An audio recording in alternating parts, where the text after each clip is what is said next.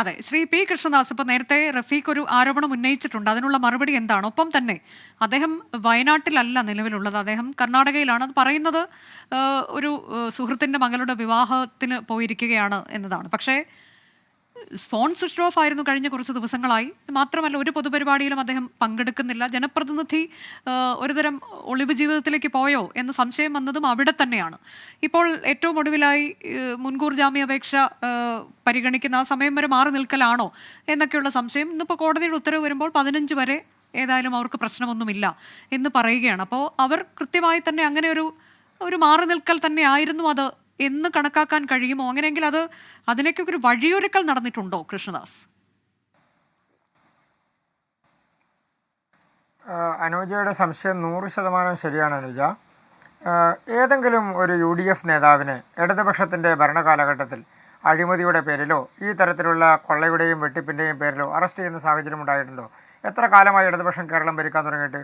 ഇനി ഇടതുപക്ഷത്തിൻ്റെ ഭരണകാലത്ത് പോട്ടെ, UDFൻ്റെ ഭരണകാലത്ത് എത്രയോ ഇടതുപക്ഷ നേതാക്കന്മാർക്കെതിരെ എത്രയോ കേസുകളിൽ ആരോപണം ഉണ്ടായിട്ടുണ്ട്. അതിലാരെങ്കിലും അറസ്റ്റ് ചെയ്യുന്ന സാഹചര്യം ഉണ്ടായിട്ടുണ്ടോ?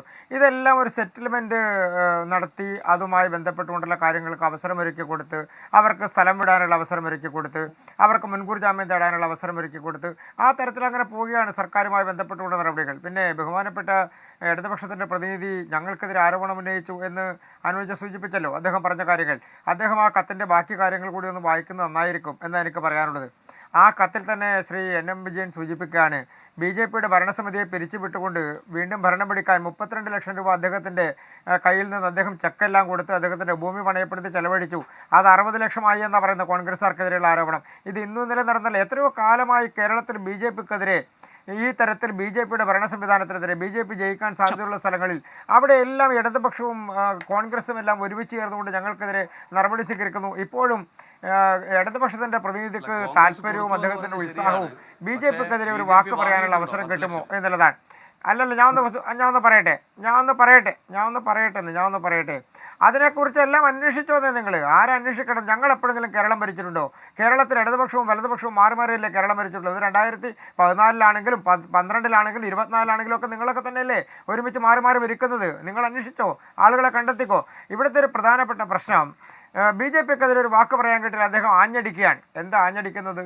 ഈ ശ്രീ NM വിജയൻ്റെ കത്ത് അദ്ദേഹത്തിൻ്റെ കുടുംബം അദ്ദേഹത്തിൻ്റെ ബന്ധുക്കളും പുറത്തുവിട്ടിട്ട് ദിവസം 5 കഴിഞ്ഞു. അതുമായി ബന്ധപ്പെട്ടുകൊണ്ടുള്ള കേസെടുക്കാൻ എത്ര ദിവസത്തെ താമസമുണ്ടായി? ഇനി കേസെടുത്താൽ തന്നെ ഇതുമായി ബന്ധപ്പെട്ടുകൊണ്ടുള്ള പ്രതി ചേർക്കപ്പെട്ടുള്ള ആളുകൾ മാത്രമല്ലല്ലോ, ആരോപണ വിധേയരായിട്ടുള്ള മറ്റുള്ള ആളുകളുണ്ട്. ഈ കത്ത് എഴുതി അത് സ്വീകരിച്ചിട്ടുള്ള ആളുകളുണ്ട്. ഇദ്ദേഹം ഈ കത്ത് അയച്ചിരിക്കുന്നു എന്ന് പറയുന്നത് കോൺഗ്രസിൻ്റെ സമുന്നതരായിട്ടുള്ള നേതാക്കന്മാർക്ക് എല്ലാം അദ്ദേഹം അറിയിപ്പ് കൊടുത്തിട്ടുണ്ട്. അവിടുത്തെ ബഹുമാനപ്പെട്ട MP അറിയിപ്പ് കൊടുത്തിട്ടുണ്ട്. ഈ കത്തിൻ്റെ പകർപ്പ് അയച്ചിട്ടുണ്ട് എന്ന് പറയുന്നു.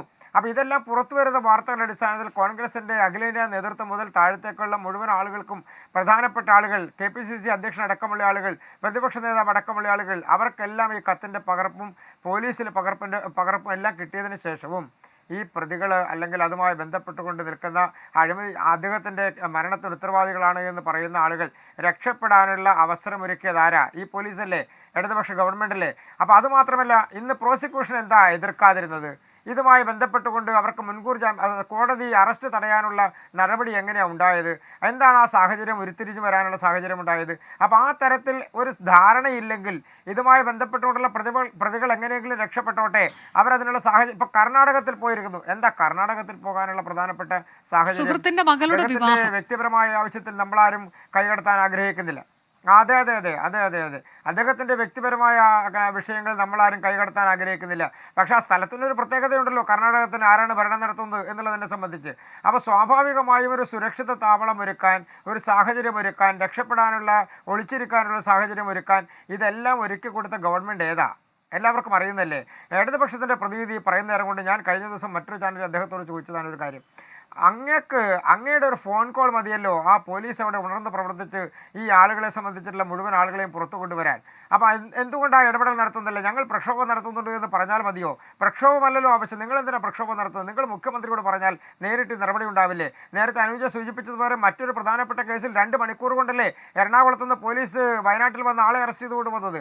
അപ്പോൾ സ്വാഭാവികമായും കേരളത്തിലെ പോലീസിൻ്റെ കഴിവില്ലാത്തത് കൊണ്ടല്ല, അതൊരു ധാരണയാണ്, ഒരു അഡ്ജസ്റ്റ്മെന്റ്. എന്തൊക്കെ പറഞ്ഞാലും ആ ചോദ്യം അവിടെ നിൽക്കും.